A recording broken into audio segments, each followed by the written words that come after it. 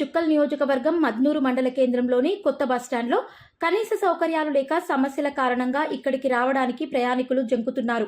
బస్టాండ్లో కూర్చోవడానికి కనీస సౌకర్యం లేదని ప్రయాణికులు ఆవేదన వ్యక్తం చేస్తున్నారు. కనీసం మరుగుదొడ్లు, మూత్రశాలలు వాడుకోలేక కంపు కొడుతున్నాయని, ఇలా అయితే ఆర్టీసీ ఎలా బాగుపడుతుందని ప్రయాణికులు అసహనం వ్యక్తం చేస్తున్నారు. ఈ కొత్త ప్రభుత్వం అయినా బస్టాండ్ను బాగు చేయాలని ప్రయాణికులు, స్థానికులు కోరుతున్నారు. మద్నూరు బస్టాండ్ హాలతు ఎట్లున్నది?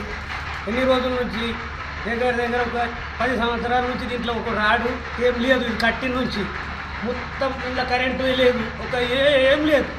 ఇలా వచ్చి ఉత్తరం ఇక్కడ నటినా గొర్రెలు పండేది ఏ పని అయింది. దీన్ని మంచిగా చేస్తే మంచిగా ఉంటుంది. అక్కడ బాత్రూమ్స్ కట్టి అట్లనే ఉన్నాయి. వాళ్ళకుండా వచ్చిన వాళ్ళకు జర నిలబడతలేన ఛాన్స్ ఒక రౌతులు లేవు, అన్నీ ఇది అయిపోయినాయి. మంచిగా కావాలా జర మాకు.